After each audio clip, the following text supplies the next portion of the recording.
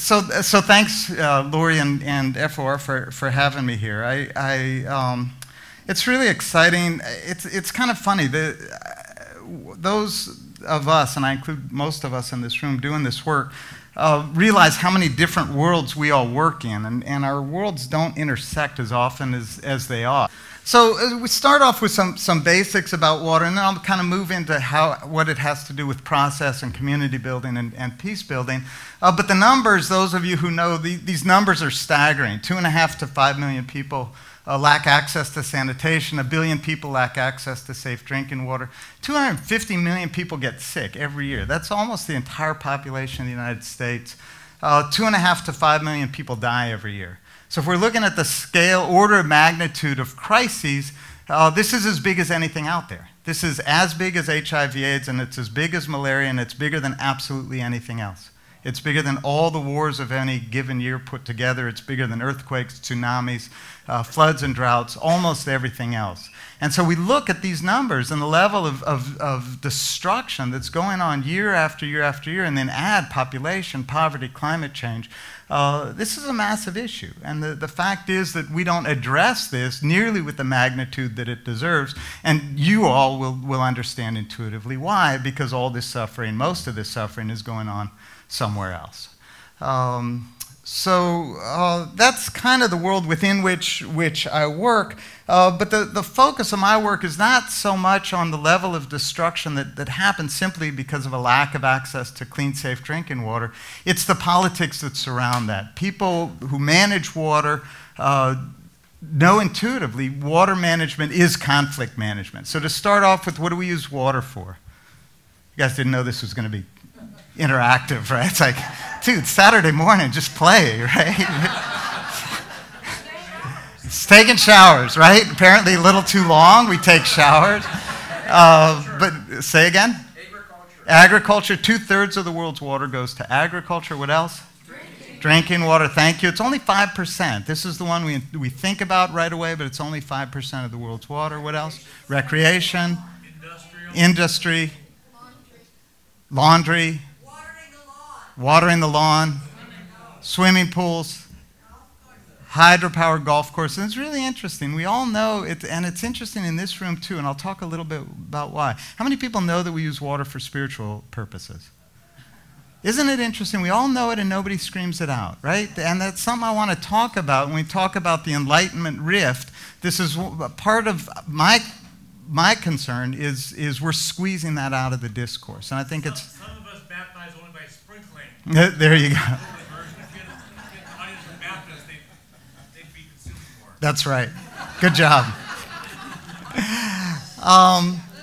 So if you think about it, if you think about the different uses, and I had a grad student come up with some pictures for the different uses. Ecosystem, also interesting, wasn't mentioned. Transportation was, I don't know if that's what we were thinking about for transportation. Hydropower, irrigation, spiritual purposes all over the world, not just the religions that come out of the Middle East. All spiritual traditions tap into water for spiritual purification. Of course, drinking water. And the point is, any two of these are potentially in conflict with each other. The converse is also true, though. Any two of these, if managed right, can benefit all of them together. And so that's kind of the two sides of the issue. If you think about water as a strategic resource, it does things that other resources don't do. For one, it moves. Right? Think how annoying that is. You have to allocate something, and it's moving through space and time. How much water is there going to be in the Columbia next year? We don't know. And yet we have to treat it as any other resources. Other things have the courtesy to stay in one place. Water moves. And we have a unit in the water world from a ridge to the stream, which is, if you look down at a map view, what do we call that? Watershed or a catchment area. Or a basin, right? So within this unit, everything's connected to everything else. Within this unit, everything's connected to everything else, and this is kind of how water people see the world. Surface water, groundwater, all the users within this within this unit are all impact on each other and connected to each other. And so that's kind of the left-hand image is kind of how water people see the world, through watersheds, through basins, all the things that unite us, that bring us together.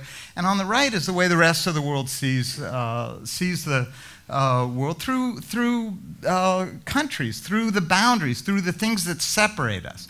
Now, which one of these is the correct view? Always go left.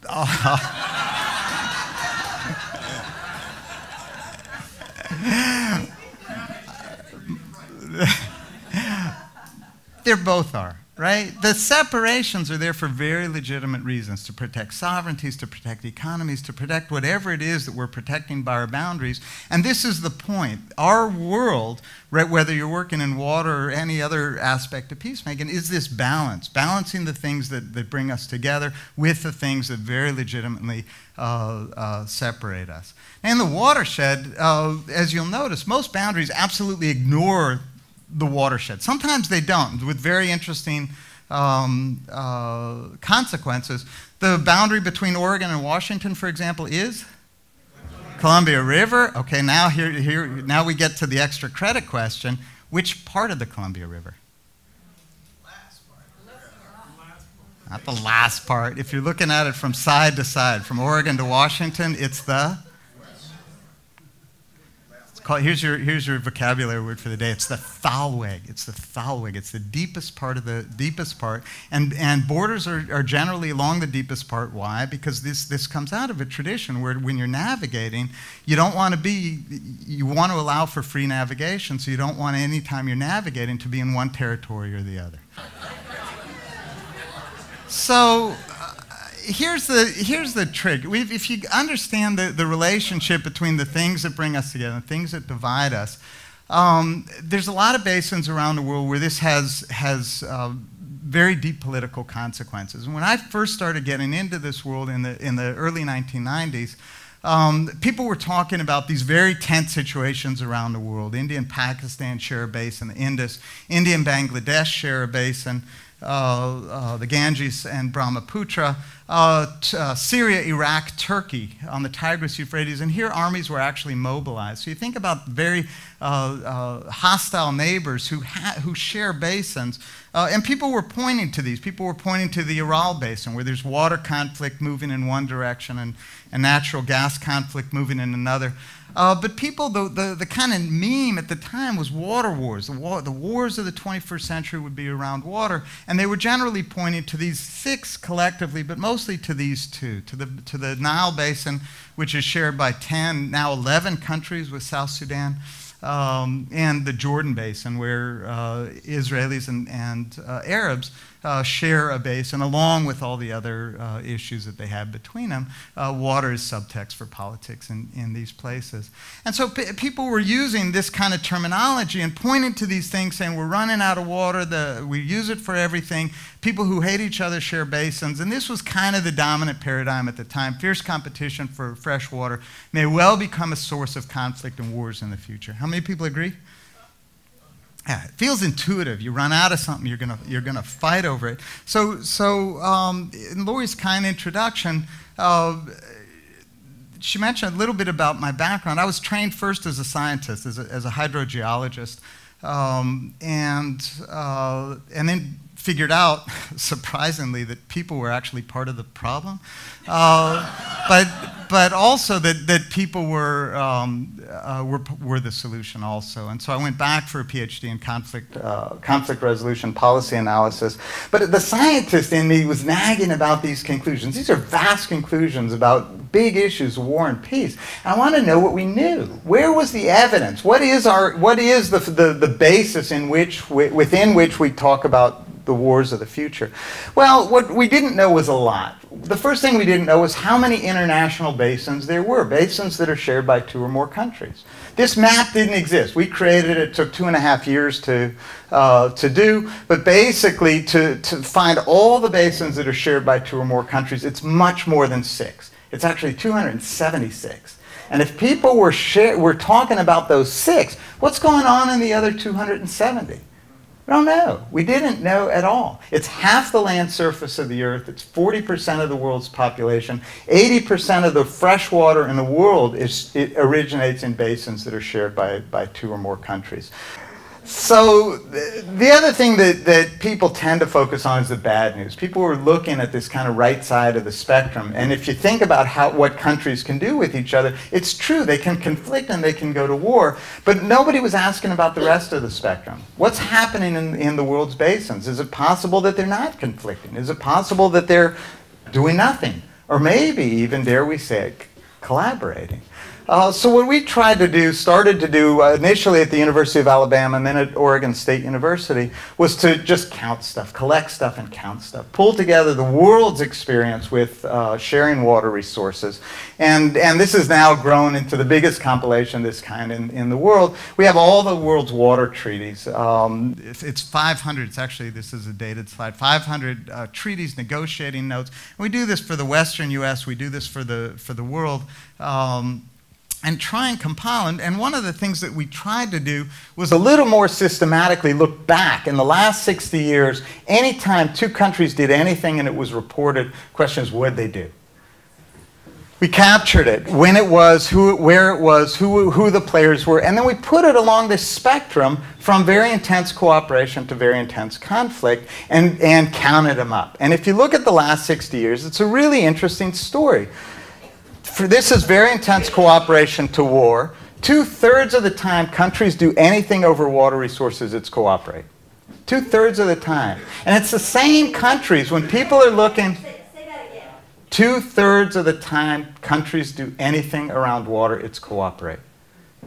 Yay. Thank you. I mean, it wasn't me, but yeah, this is yay. 2/3 of, and these are, if you think about who this is Israelis and Arabs, this is Indians and Pakistanis, all the 6 case studies that people were pointing to conflict. What happens after a conflict is then a long period sometimes, of negotiation, of peace building, of collaboration, of capacity building, and then eventually a treaty that ends up being really resilient over time. So all of those 6 case studies, people would say, and India and Pakistan, their armies mobilized, and then they negotiated and signed a treaty that's lasted for the last 50 years. Wasn't out there, wasn't news, right? On the conflict side, 80% of conflict is verbal conflict. This is either a politician saying there's going to be conflict or a journalist writing that there's going to be conflict. And if you're looking for scientific truths, those aren't the 2 parties you necessarily go to for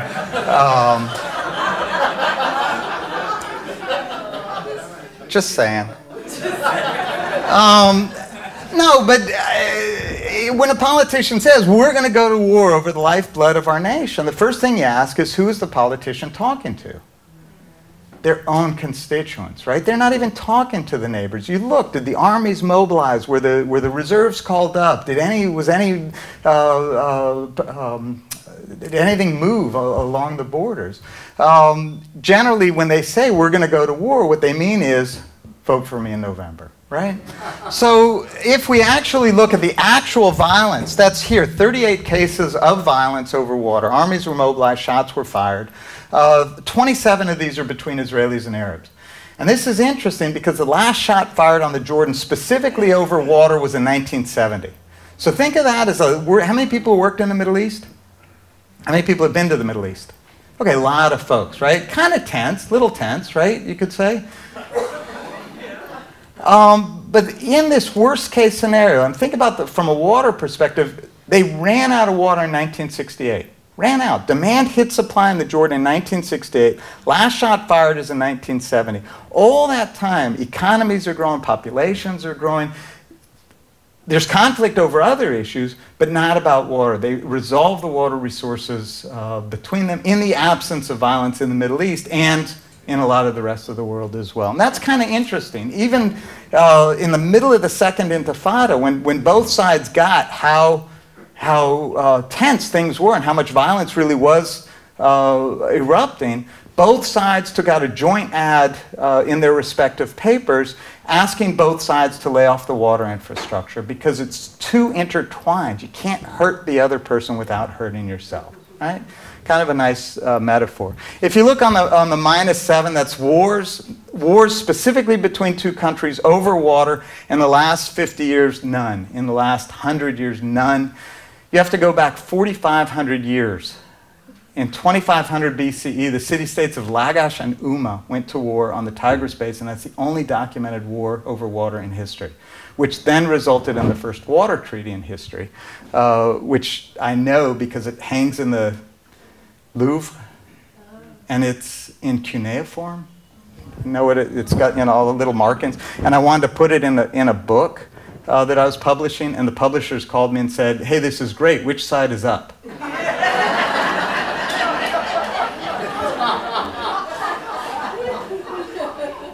So this is a more interesting, more nuanced story about the way that people react. And as I said, once people come to agreement, these agreements tend to be really resilient over time, even as people fight over other things. So if you look around the world, the picnic table talks, this is Israel and Jordan, go back to the 50s.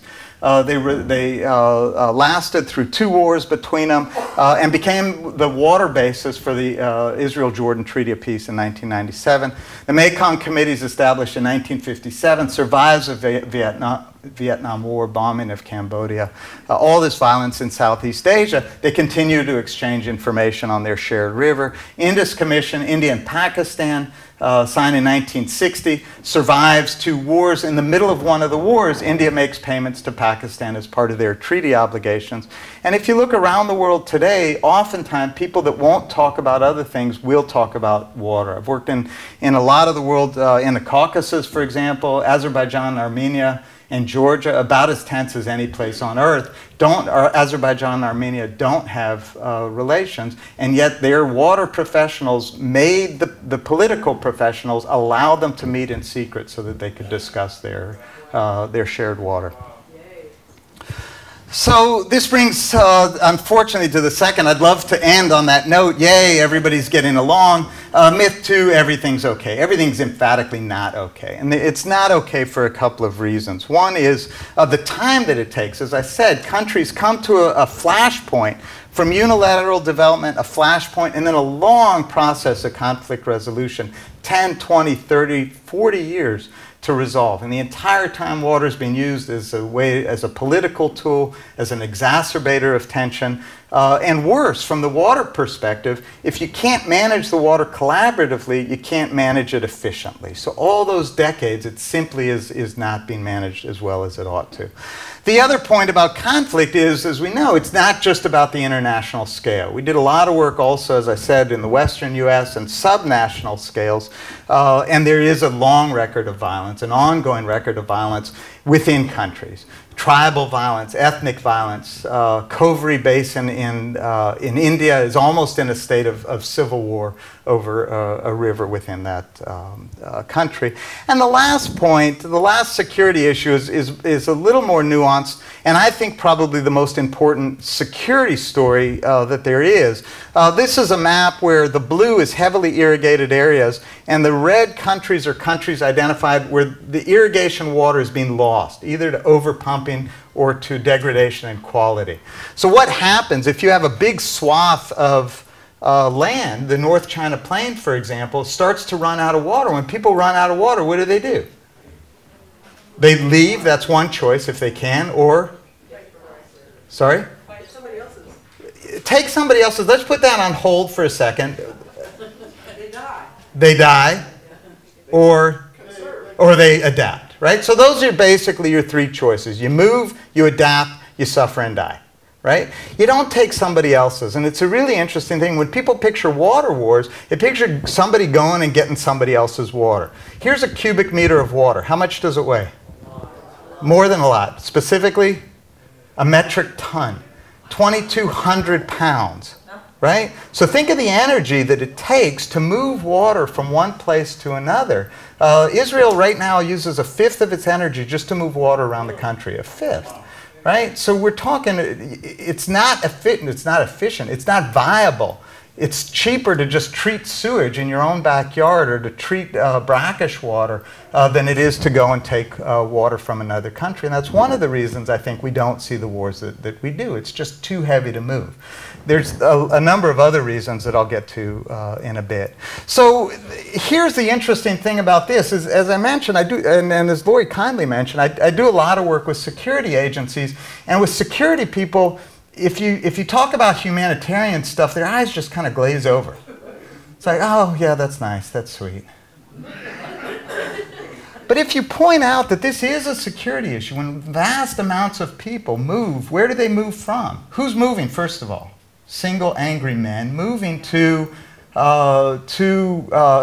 cities that don't have the infrastructure to absorb them. Now that becomes explicitly a security issue, right? Especially if we think about it, how many people know that Syria had 3 years of drought, particularly in the countryside around Homs and Hama before this thing blew up? Right? This is exactly the relationships that we don't know to look for. It absolutely is a security issue. So now when you say, hey guys, and it's a security issue, all of a sudden they sit up straight. Oh, security, okay. And here's the important thing, not just to trick the humanitarian agenda on the security agenda. That's not the point. The point is to point out that very specifically, explicitly, poverty alleviation becomes a security strategy. Resolving poverty in the world, bringing people out of poverty in the world, becomes explicitly a security strategy. And I think that's important. You make this kind of case to people who have the money and have the resources, because we know the humanitarian side doesn't, right? All right. Kofi Annan, who talked about water wars, finally came around and said this, which I think is the truer story. Water problems need not only be a cause of tension, they can also be a catalyst for cooperation. If we work together, a secure and sustainable world can be ours. None of this is what I wanted to talk about today. Half of what I do is this, kind of big picture, looking at big statistics within the College of Earth, Ocean, Atmospheric Sciences. And half of what I do is in the room, mediation, facilitation, precisely. And what's nice about water is it brings, if you think about it in the Western US, it brings the whole political spectrum in the room. It's bringing everybody in the room. They have to, right? The rancher, the farmer, the urbanite, the environmentalist, they have to come into the room and it gives us a language to talk to each other about our shared future. And this is true around the world. It brings Israelis and Arabs into the room, Azeris and Armenians, right? It brings people into the room, gives them a way to talk to each other.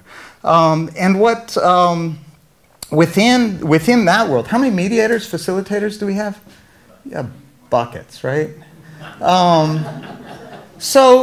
What's interesting, those of us who've been trained, at least in the West, have been trained in a very rational approach to conflict resolution. And part of it is these kind of idealized stages of conflict. And some of this will resonate, I think. When people walk into a room, think about a bunch of people with very discordant views walking into a room. First thing is your adversarial stage, right? People got to yell, they have to vent, they have to get out there, basically establish their turf. And then, interestingly, at some point, somebody will listen to somebody else, and listening becomes contagious. And so you might move into a reflexive stage where people actually are listening to each other, and then maybe an integrative stage. And then the last step is, okay, we figured that out here, what do we do out there? Our action stage going out into the world. And the water side has a similar 4 stages. People start talking about their water rights. I deserve the water because I've been using it the longest. I deserve the water because I'm upstream. Endangered Species Act. Tribal history, Reclamation Act, whatever it is, my rights, we start with the rights and then we move to needs. It's nice you have the rights to the water. What do you actually need? What are you irrigating? When are you irrigating? How much do you need? And can it be reduced? Right? That's a shift in conversation that oftentimes is a transformative moment in negotiations where people move from rights to needs and then to interests. Right? Why are you doing what you're doing? You're irrigating. Why are you irrigating? Is it to make a living, or is it because the lifestyle that you've chosen? Those are 2 very different sets of conversations when you're looking at the skill set. So notice we've gone from how much water do you feel you deserve to how much water you need to why you're doing what you're doing. If you focus the conversation around interest, you can oftentimes move back up and get to some kind of a and the last stage is equity, of course. You want to make sure that the benefits are distributed equitably. So these 4 stages, if you look at them, we have the basin. If you think in pictures, I tend to. You have the basin the way it looks now. Take the boundaries off the map. This is a jarring moment. I've done this. I always thought that Colombia had a nice straight northern border. Conveniently along the 49th parallel. Right? I always thought that that's such cool geography. And then I found out, oh my gosh, it's got headwaters in another country. Who knew? Right? Canadians here going, oh yeah, we knew. We knew. So going from having the borders on the map, borders off the map, and then thinking about the benefits that can be generated through cooperation. These are cornucopia. I couldn't find a symbol for cooperation. I used dollar signs for a while, and that didn't resonate in a lot of... so these are cornucopia. And then the last stage, once we've generated all these benefits, because we're realists also, is you got to put the borders back on the map and make sure that the benefits are allocated equitably. So this is kind of the 4 stages that we move through in conflict processes in water resources. And if you notice, it's not this rational process of tangible, measurable things. How many people have ever been in a conflict? Right? How many people have been in a relationship? Right? So, how many people feel there was something rational about the conflict you were involved with? So, yeah, I know. My wife tells me she's very rational also. And it's absolutely true. So here's the interesting thing. How many people have taken courses in conflict resolution? Right? So it's this rational process. Getting to yes, how many people have read that? Right? This is the process, right? It's very rational. Separate the people from the problem. Really? The people are the problem. Seriously? You're going to separate them? Right? What is it? Invent options for mutuals. I don't even remember, but it's the idea. It's been explained to me that people will cooperate when it's in their interest to cooperate. Right? That's true. But how do you know it's in their interest to cooperate? The only way to test it is they cooperated. So this is what we in academia call a tautology. This is circular logic. If you can't prove something is going to happen except for the fact that it happened, you don't really have a proof, right? And those of us who've been involved in conflict resolution settings know that rationality is really, really important, but it's only part of the process. What I started to notice over and over in these processes was it wasn't a question of putting a rational solution on the table and having people accept it, but it was rather transformative bumps, where something would happen and all of a sudden, everybody in the room would get something different, would see something different. And the energy is jolting, right? You can feel the energy in the room when that happens. Boom. How many people have been in a room when that happened or felt that happen? Yeah, right? We all get it. And yet in our training, at least in the West, we don't train for transformation. We train using just the rational side of our brain. So I started noticing this just in my work, and then starting to think about transformation. How does it happen? And what I noticed oftentimes is the first time we would show people who were negotiating, the first time we would show them their basin without the boundaries, that was one of those moments. That would jar people. It's like, whoa, where am I? Right? And so I was playing with these and thinking about transformation and trying to think, okay, if it's not in the conflict world, or in the training, well, how do we learn more about transformation? So in our lives, where are those transformative moments? Birth of a child. Sorry? Birth of a child, you bet, right? Boom. How many parents in here? Yeah, change your world a little bit? You bet, right? 1 minute you're the center of the universe, the next thing it's like, I don't care about your PhD, feed me, right? Change me, right? You bet. When else? Death of a loved one, all of a sudden that's kind of jarring and makes you see the world. Or disease. We don't even have to go all the way, but right, God forbid somebody gets sick, they come home, I'm going to start spending more time with my loved ones, start exercising, eating right. When else? Retirement. Nice. I'm waiting. Falling in love, right? So there are these moments, and so I'm looking around for the analog. Where can I learn about the transformative moment in a way that I can bring it into the room, not bring it, but at least be aware of it and create settings that are more conducive to it. And I was playing with these two images with a guy, at the World Bank, and that's most of my world, is angry engineers and economists. Very, very left-brain folks. But he also, interestingly, is a very deep-believing, practicing Baha'i. And he and I were looking at these images, and he said, you know, it's kind of like an analog for spiritual transformation. He says, isn't that what our traditions try and get us to do? You start with your borders on your map, right? The things that separate you out, and take your borders off the map in order to more fully understand your relationship to humanity or to the divine. Now, bear in mind, I'm in the College of Science, in a land-grant university, state funding, and he's suggesting that I go study spirituality. That's a little jarring.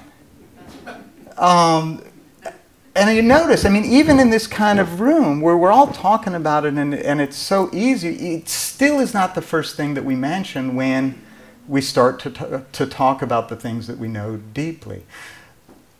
We've squeezed that talk out of our public discourse.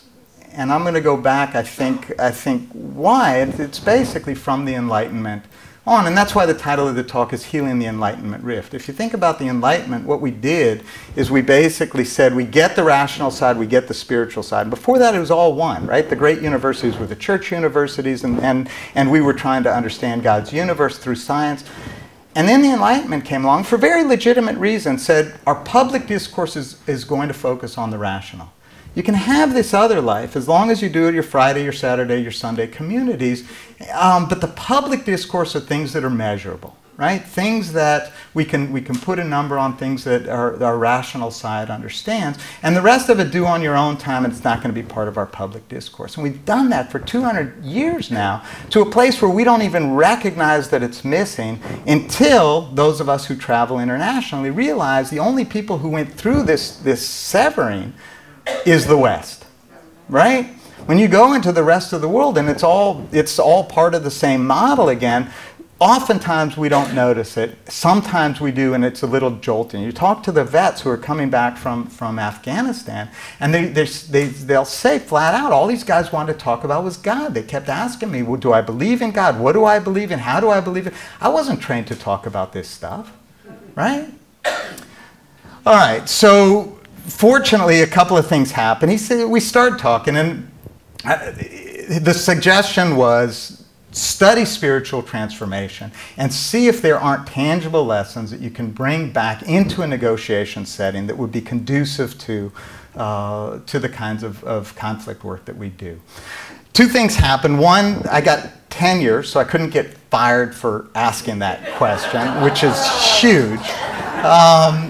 And two, I had a sabbatical, so I actually could take 14 months to do this, to basically travel around the world and to study spiritual traditions, mostly in the Middle East and Southeast Asia, to really look for very specific skill set. And it's basically two things. One, within the spiritual world, what are the constructs of conflict? What are the constructs of anger? What's the source of it, and how do we deal with it within the spiritual context? And the other, the tools that are useful to help create a setting or a container within which transformative moments are more conducive. So we started off, those of you know Peter Glick, Pacific Institute is a great scholar, Pacific Institute, Oregon State University, and the Vatican Science Council collaborated, we had a meeting together in Vatican City where we brought two groups of people who had negotiated water agreements at very high levels, and spiritual leaders from also very deep thinkers from a variety of traditions. And it was really interesting. It was, I think in terms of real communication, it was a disaster. And I'm trying to look for diplomatic ways to say. Our languages were so different. We needed more than 3 days to do it. But what came out of it, what was useful, first of all, it was huge fun. How many people have been to Vatican City? Now, how many people have been to the secret side in the back of Vatican City? That was cool. This was, right, so they build a, what's it called? It's a hostel, basically. But it's basically when the cardinals have to come to vote on a new pope, they need some place to stay. So they build this gorgeous hostel for them, but they only come once every 20 years. And in the meantime, it's used for exactly this kind of thing. Things that the Vatican science... How many people knew the Vatican had a science council? Right? A couple of people. I didn't know, right? It's like, really? Isn't that a contradiction in terms? But they do. I guess they had a problem with the guy Galileo or something. But the current teaching of the church, I didn't know this, is that if there's a contradiction between church teachings and scientific findings, it's the church teachings that have to adapt. And so they sponsored this happily. But the cool thing was we got to stay in the hostel in the back, and we're given a key. And this is, you got to picture, I mean, it's cardinals, right? So there's no Wi-Fi, there's no flat screen TV, there's no, just a simple cross on the wall. But the sheets were the finest sheets I've ever slept in my life. It's like I didn't want to get out of bed in the morning. It was absolutely amazing. And the cooler part was when you're out, you know, in the Vatican, looking at all the amazing art and history and so on, and then you go, who's guarding, right? Remember who's guarding there? Yeah, the Swiss guards, all dressed in their medieval uniforms. They have this thing, what is it, like a pike and a axe thing, looking really mean. But you flash your hostel key, and they pull the pike back, and they salute you and let you through. It's like, that was very cool.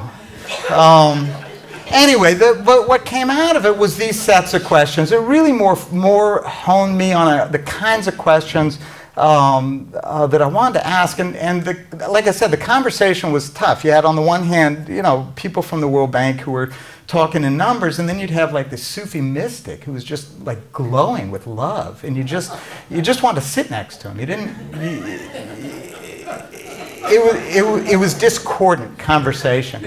But these sets of questions ended up very tangible for me, how I was going to spend the next 14 months. And so I did. I spent 8 months in Jerusalem studying Kabbalah, studying a little bit of Sufism, Christian mysticism, and then in Thailand studying with a Buddhist monk who does conflict resolution around timber issues. He's got a little temple in the forest, and got into conflict resolution because timber interests and his villagers would clash, and he found himself acting as a mediator from a very deep Buddhist tradition.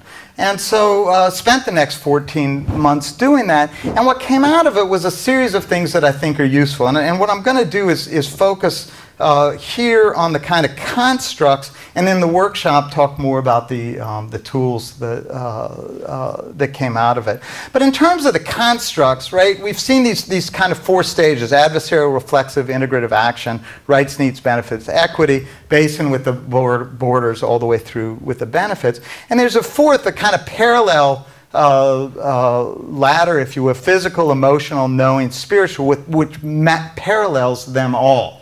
Anybody recognize that last column? Maslow's hierarchy of needs, or where? Self-actualization. It's in everywhere. Buddhists will recognize the 4 noble truths, 4 jhanas of meditation, right, from the physical all the way through Maslow's hierarchy of needs. It's in Sufism, 4 ways to view the world. It's in most indigenous, if not all. I've not found an indigenous tradition that doesn't tap into them. Talk about 4 directions, the 4 worlds through which we see the world. Sorry, the chakras, absolutely, 4 levels of chakras. It's once you start looking for it, you don't stop. There's a Christian exegesis where every word of text has 4 meanings, from its very apparent to its It's deeply mystical. And it's also intuitive. I mean, if you think about it, if you think about kind of these four worlds, anybody been to a rug store in the Middle East, in a bazaar? Right? Okay, great. A lot of folks are. You walk in, right? You're dusty. You've been out looking, taking pictures, and you walk into the rug store. What's the first thing that happens? Tea. Do you notice how many people said that, right? It's like we walk into a store in the U.S. It's like, how much is that? You're not even making eye contact, right? First thing is they bring you tea, taking care of your physical needs, right? And then what happens? And then what's the next thing that happens after the tea? Banter, right? Are you talking about the rugs yet? No. Not at all. You're developing a relationship. You're developing, you're addressing your emotional needs, right? Where are you from? How do you like our country? Are you comfortable? Can I get you anything? All of this relationship building, and then you'll say something like, how's business? And then you're negotiating about the rug, right? That nice slip. And so now you're in the intellectual, you're in this intellectual realm, and then you've closed it up. And notice this is after you've been taken care of physically and emotionally, then you're doing the business. And then what's the last thing he says as you leave? God bless you, go with God, right? Whatever it is, all the way through. So we do it intuitively, but unless you start looking for it, you don't see it. And unless you start working with it, it's hard to understand how process can be designed around this in a way that's effective. So again, when you look for it, you see it in Maslow. I know this through the 4 levels of holiness that Moses went through as he went up Mount Sinai, right? From on the ground with all the children of Israel, all the way up. He goes through 3 levels on the mountain, and the 4th level, of course, is the cloud itself at the top of Sinai. And then when the temple was built in Jerusalem, it was a guided meditation, outward to inward, a guided meditation through these 4 levels, which incidentally, anybody been to Angkor Wat? Cambodia, right? Cambodia and Jerusalem, right? Very different places, but the structure is the same. Angkor Wat also 3 levels up and inward, and then an empty space in the middle representing the spiritual level. Maslow's tradition was, anybody know? He was Jewish. He stole it straight from the Bible, right? No attribution, no, oh, by the way. These are God's levels of whole Maslow's hierarchy needs. Seriously. It's embedded. I mean, when the temple was destroyed, it was embedded in the Jewish prayer service. So Jews who pray 3 times a day do this same guided meditation through the 4 levels. And he must have had contact with it. I've not seen it, but he must have.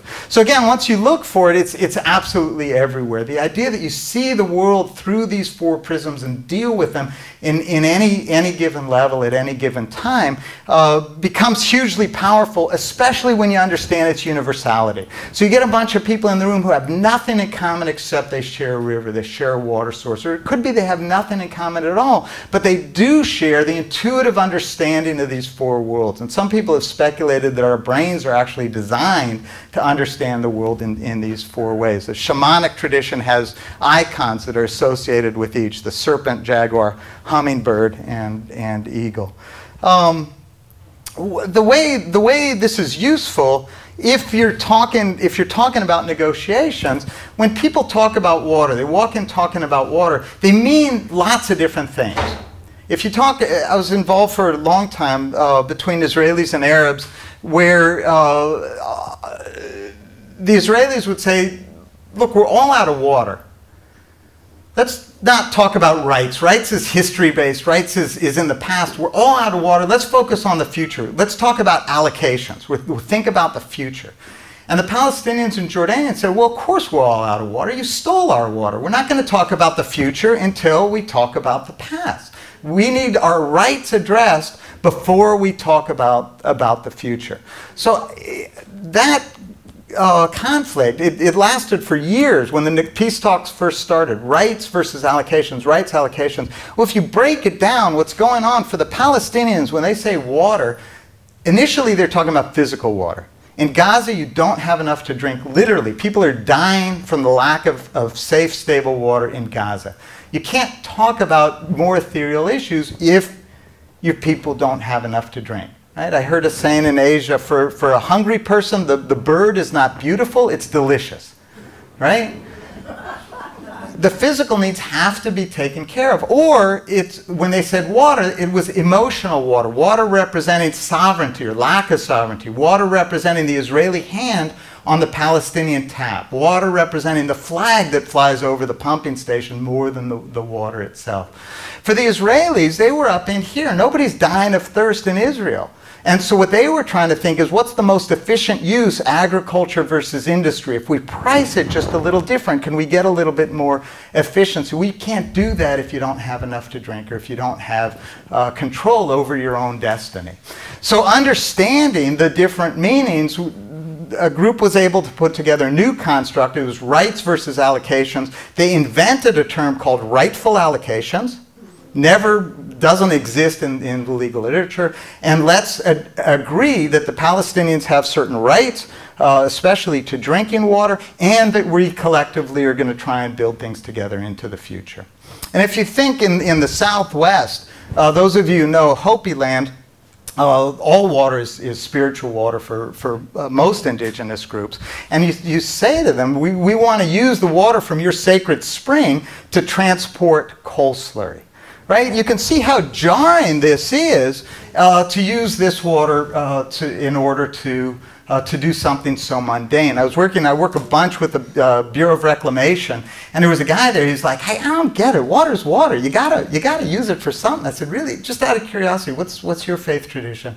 He said, "Well, I'm Catholic." I said, "Just out of curiosity, if your toilet was clogged in the church, would you ever use the water from the front to unclog it?" And he said, "No, that's holy." Oh. Right?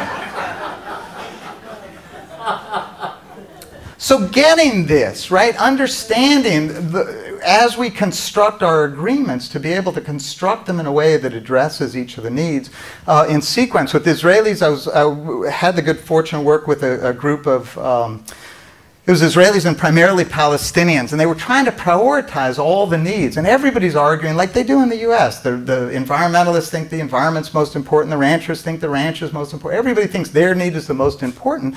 And what we did was really break down. There were actually a list of 13 different separate uses. And they broke it down in a very nuanced way. The first thing that they all agreed to was what? Drinking and spiritual water. Spiritual water. So think about that, putting those two as our first priority. Think first of all about how that addresses the Palestinian needs for recognition and for sovereignty. Yes, we have as much right to drinking water as you do, and therefore, quantitatively, we need more water than you do. And all of our spiritual traditions have equal legitimacy in this room.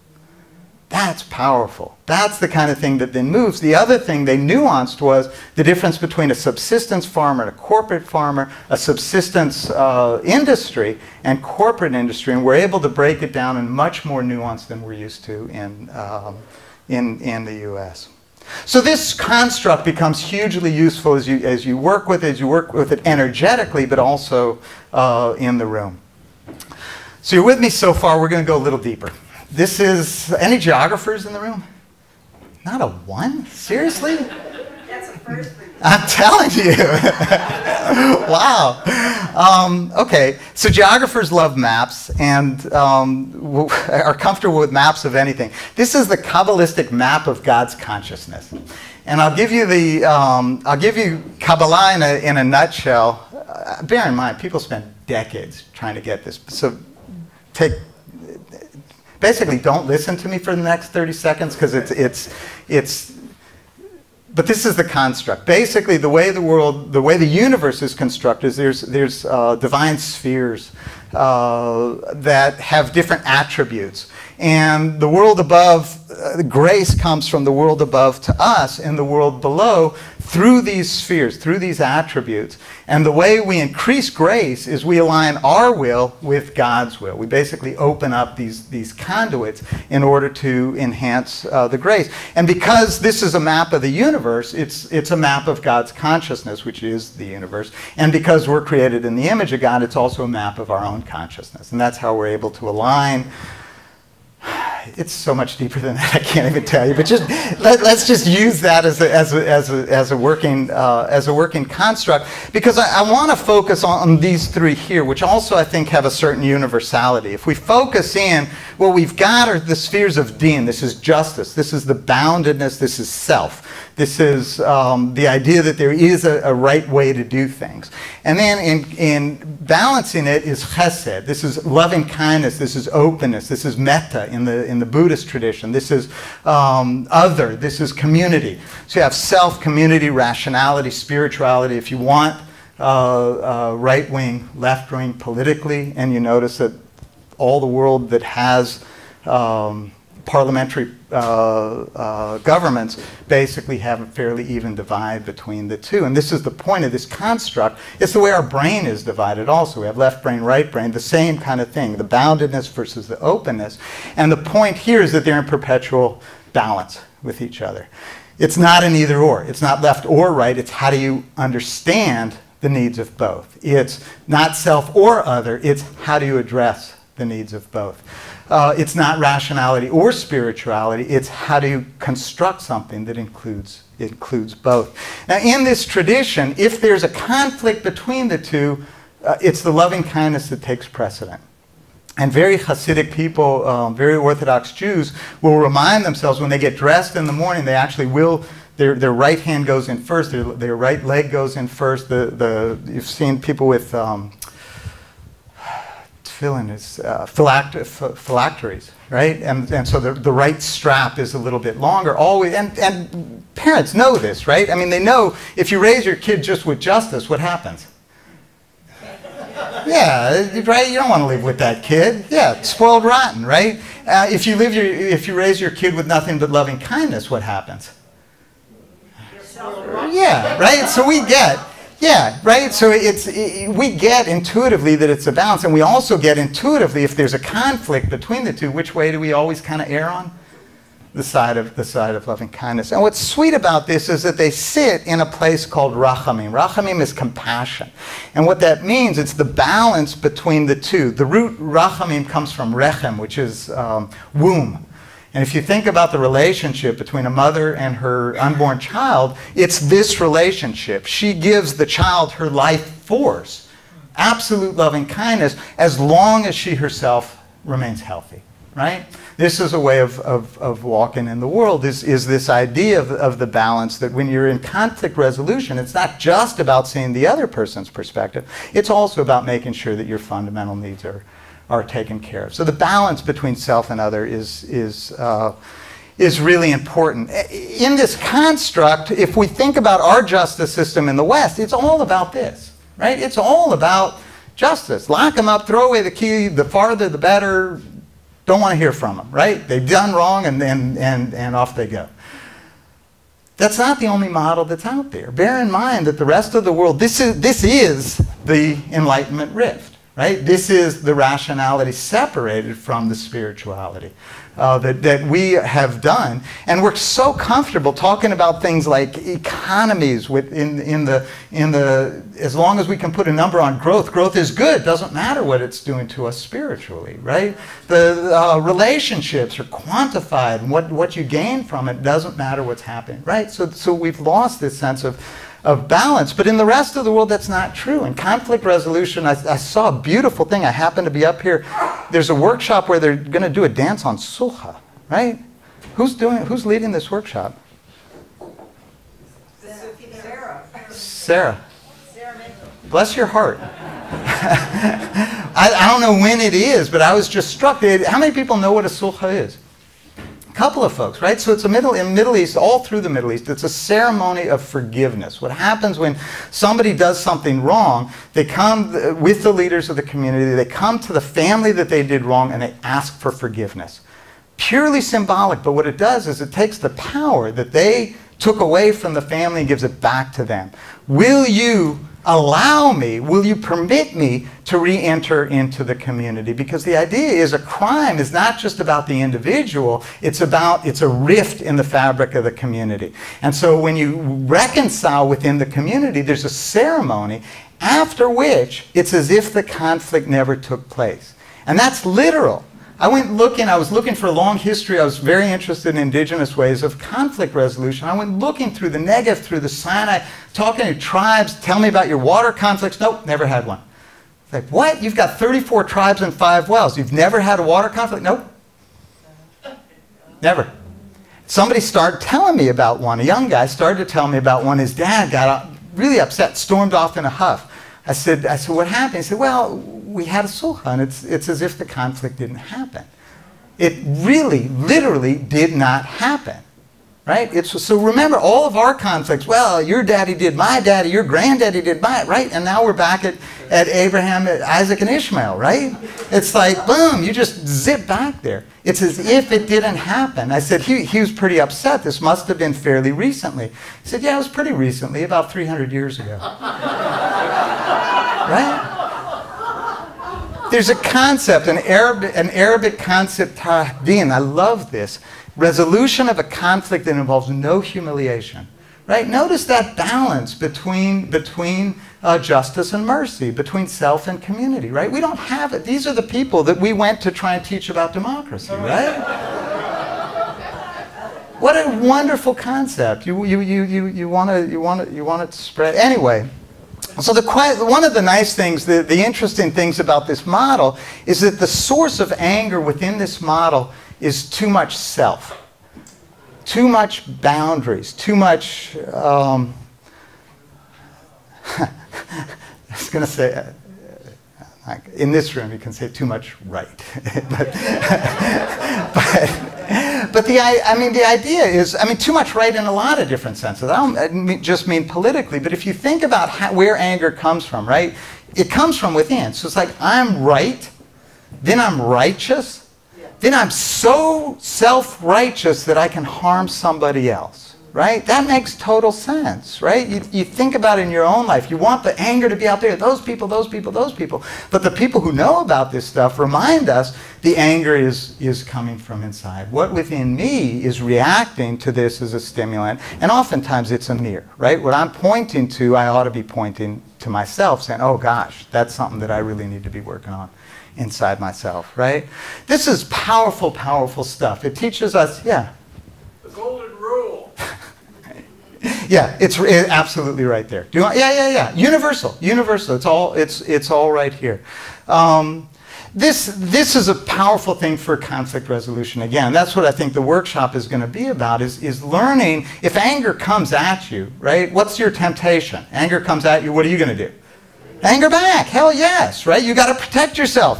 You're powerful, right? You have to be. And so, boom, you can have a conversation up here at anger. Or if you recognize the model, okay, their anger is coming from within. Their anger is masking vulnerability. Now what's my other alternative?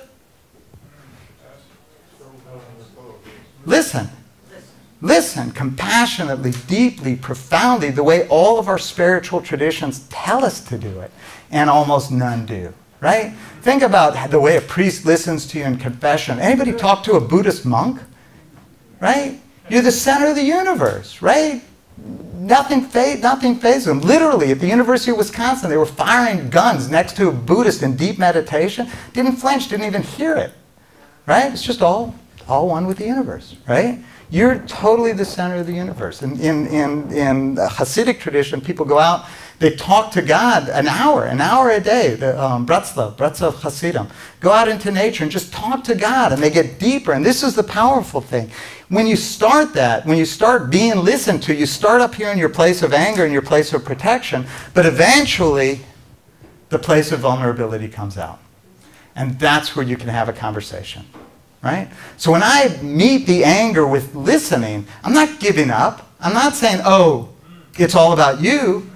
This is totally strategic. I'm going to wait until the wave passes to get to a place where we can have a conversation. Right? Just give you an example. I don't just work in the water world. I work also in a lot of Middle East stuff. And also within my faith communities where people have issues. But in Israel, I happened to be there just about the time, I don't know if you remember, there were Israeli settlements in Gaza.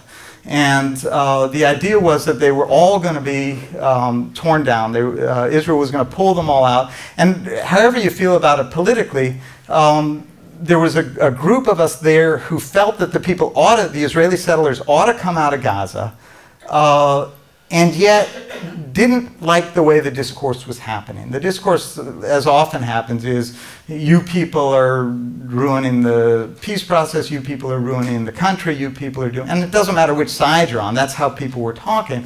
And it was up here in an anger place. And so I was involved with a group who listened. That's what they did. They would go to different settings and just listen to try and get to the place of a conversation where the conversation was a little bit healthier. So we went. We packed up in a bus. We called them up. They said, can we come? And we just want to hear your side. And they were stunned. It's like, what? Yeah, by all means come. And initially it was exactly like you'd picture, right? We sat there and they pretty much screamed at us. You people are destroying the country. You people, we've been here defending you and defending your rights and this and that and the other. And you.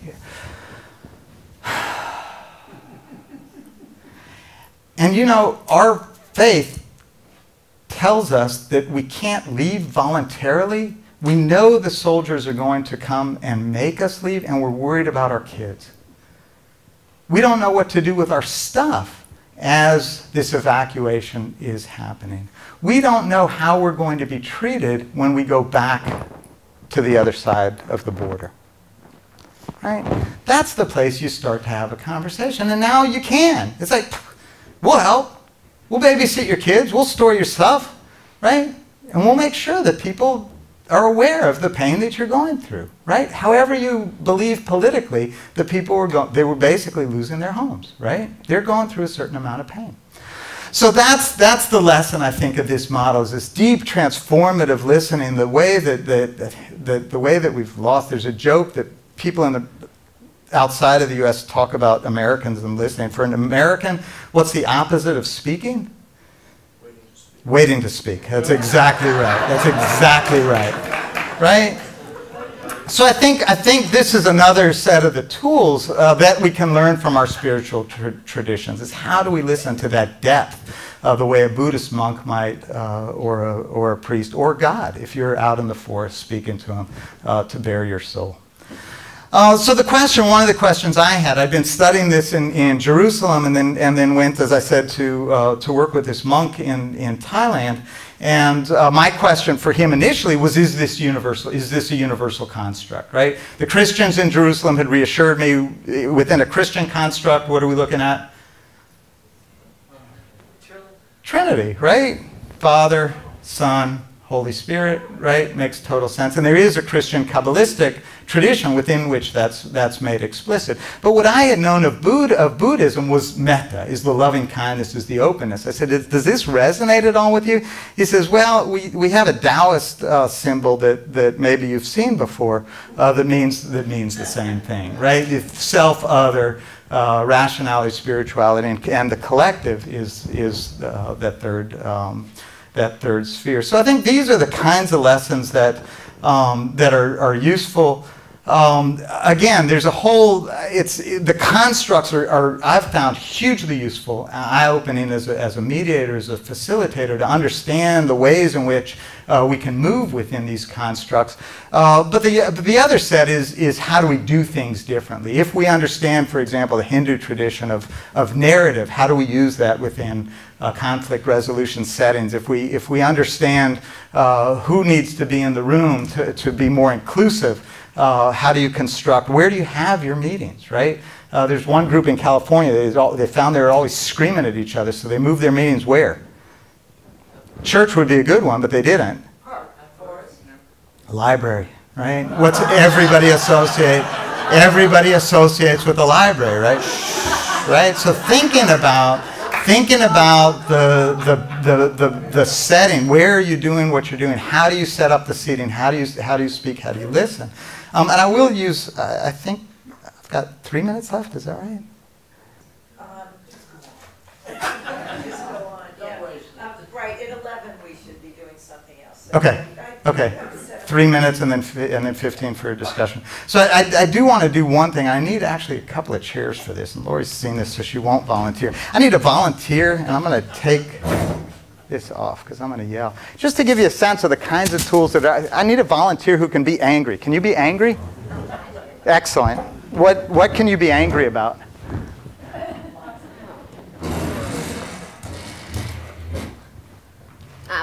Cuts in school funding. Don't move my chair. Wait. Cuts in school funding? Okay. Yeah, okay. Please. What's your name? Alice. Alice? Okay, so I'm cutting your school funding. Who can I be that you can get really, really angry at me? The community. I need a focus. Taxpayers. Taxpayers? Taxpayers. Can I be like an individual who's like, I'm an activist against cutting, forced cutting school funding? Yeah. That's what I want to do. Okay, go ahead and have a seat. Go ahead and have a seat. So I want to cut your school funding. Can you get angry? I don't think you should have the microphone. That's a little too angry. Go ahead and get angry. Go ahead and get angry at me. Okay. So No, sit down. Yeah. Yeah. okay. There is our children, just as you were a child in this community, and you got the best school fund. You got all the Oh, come on. We didn't have computers in my day. Who says? No, I'd like you to listen to me. Why should I listen to you? Oh my gosh. You live up on the hill. You buy the politicians in town. Look what happened at the last election. Yeah, of course. Yes, Why should all our tax money? Look, if you. As long as you have what you want in your pocketbook. Absolutely. And our kids are getting the worst classes. They're getting all the special programs. Look, I went to And school. everything We didn't you have any of the stuff that you're talking. All these computers, all this self-awareness, all of this. It's like we did fine. I did fine without. You had all the special programs. Yeah. Okay. Which special programs? I'm sorry. Well, to us, it's special programs these days if the kids get to have music. Oh, music. What do we need music for? It just helps with both sides of the brain. Wow, but that's a special program. It has to be people with lots of wealth who can buy that. They have to have a lot of wealth to buy something that's going to help with brain development.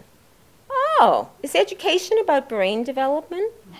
So you're worried about the music coming out of the schools? You're worried about the music coming out of the schools? I'm really worried about. I'm worried about children having opportunity to develop all their senses, all their learning abilities. Yeah. I am. Are you? It seems. I'm starting to understand where you're coming from. Yeah. So it's not just the music; it's beyond that. No, it's not just the music. Yeah. It's because I think you and I have we may have a shared understanding that what music helps to develop. So give Alice a big round of applause for this.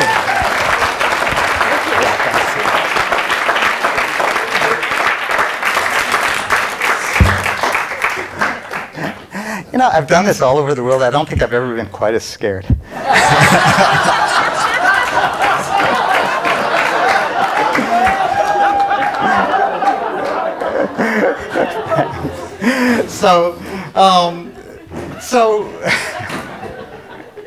Wow, thank you, Alice. So first of all, you could tell that was real, right? This is really an issue, a live issue with you, right? Yes. Yeah. Okay. And you notice as I started to come towards her, do you notice what happened? Just as I got really, really close, she got less and less comfortable until I was really close to her. And then what'd she have to do? Stand up and get all in my face, right? Absolutely. And if you notice, that's generally, when we set up our negotiations, that's generally how we set them up, in the absolute worst situation psychologically to be in. Anger feeds off of anger, right? And you could see everything, right? You could see my eyes dilating, hair on the back of the neck, right? And as long as you're feeding anger with anger, it can go on forever. And she, when I was looking down on her, felt threatened enough that she had to get up and defend herself, right? And then I did one thing. Sat down next to her. That's it. And stopped talking.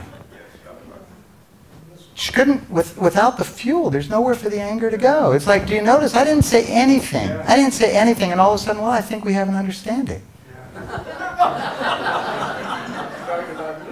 Right?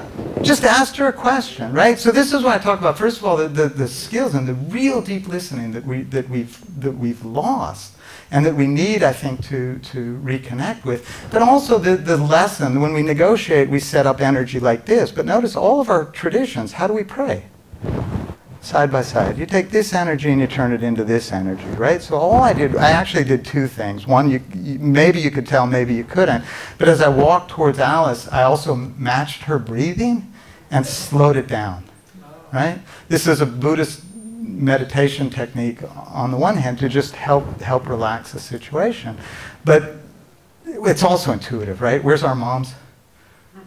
Yeah, right? So you do this, you're crying baby, right? You do it intuitively. You put your baby on your shoulder and you match their breathing and you slow it down, right? It's an intuitive thing.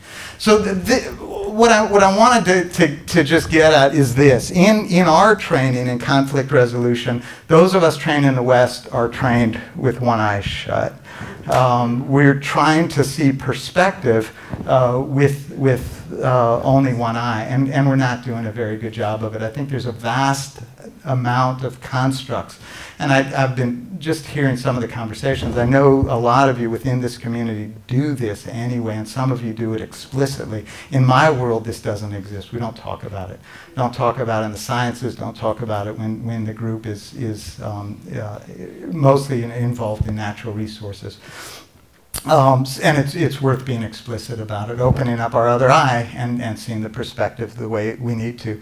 I want to end with a little bit of water because we kind of deviated. But the Massachusetts Episcopal Diocese, they used to have nice straight boundaries for their diocese boundaries, and then they changed them to be around watersheds in Massachusetts. And this was the rationale, simply demonstrating that we're all connected by water, rich and poor, urban and rural, upstream and down is a fine place to start. I think the Holy Spirit will take care of the rest. Thank you all.